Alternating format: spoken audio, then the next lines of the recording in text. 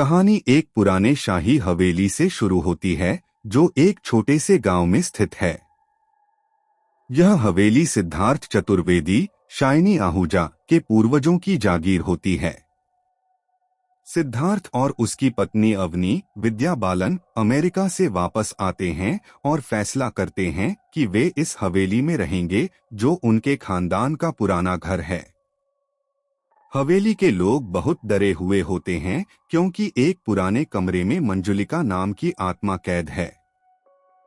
कहा जाता है कि मंजुलिका एक कथक नृत्यांगना थी जो बंगाल से आई थी, लेकिन उसे इस जगह के राजा ने कैद कर लिया था।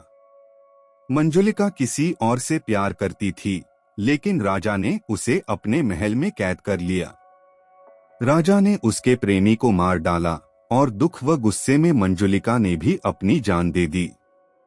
तब से कहा जाता है कि उसकी आत्मा महल में भटक रही है। सिद्धार्थ इस कहानी को अंधविश्वास मानता है और हवेली के बंद कमरे को खुलवा देता है।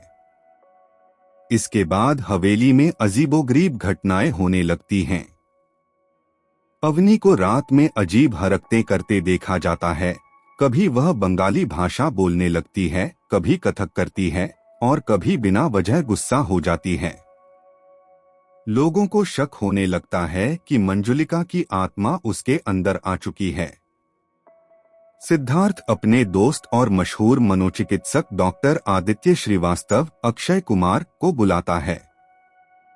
आदित्य एक हंसमुख इंसान है जो मजाकमस्ती करता रहता है, लेकिन अपने काम में माहिर है।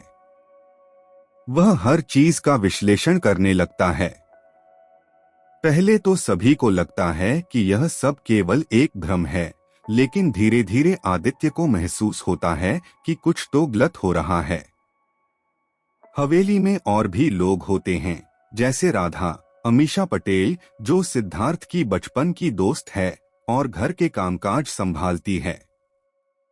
सभी को उस पर भरोसा होता है, लेकिन धीरे धीरे शक उस पर भी होने लगता है। जब आदित्य छोटी छोटी बातों पर ध्यान देता है तो उसे पता चलता है कि अवनी स्प्लिट पर्सनालिटी डिसऑर्डर विभाजित व्यक्तित्व विकार से पीड़ित है।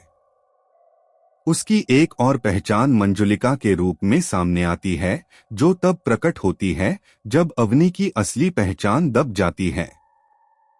अवनी ने बचपन से मंजुलिका की कहानी सुनी थी और यह कहानी उसके दिमाग में गहरा प्रभाव छोड़ चुकी थी।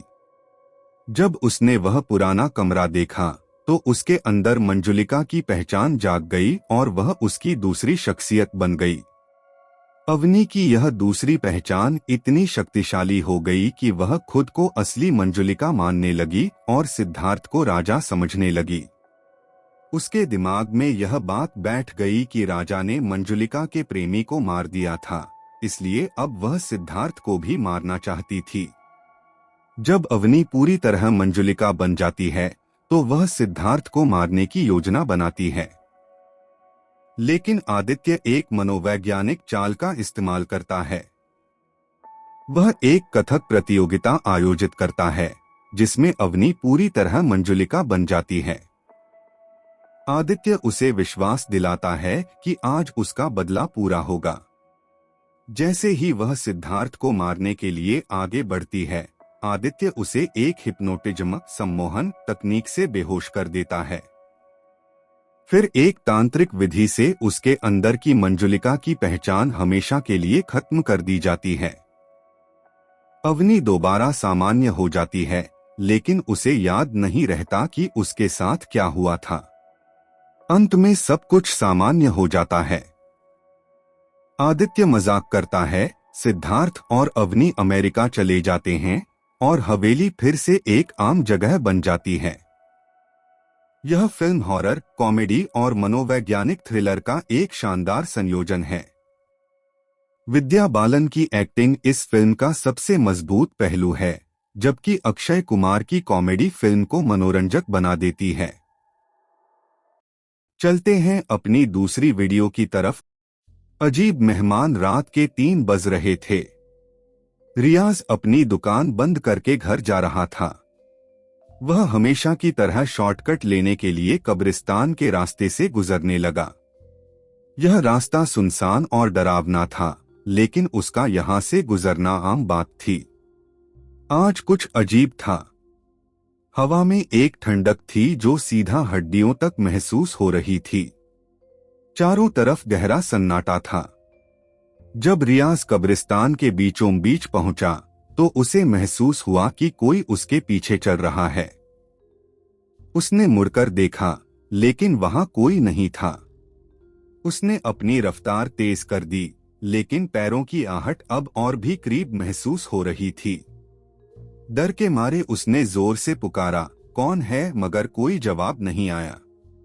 अचानक एक ठंडी हवा का झोंका आया और एक काली छाया उसके सामने आ गई। रियाज के पैर जैसे जमीन से चिपक गए। उसने देखा कि एक औरत सफेद कपड़ों में लिपटी हवा में तैर रही थी। उसके चेहरे पर न आंखें थीं, न मुंह। रियाज ने जोर से चीख मारी और भाग पड़ा।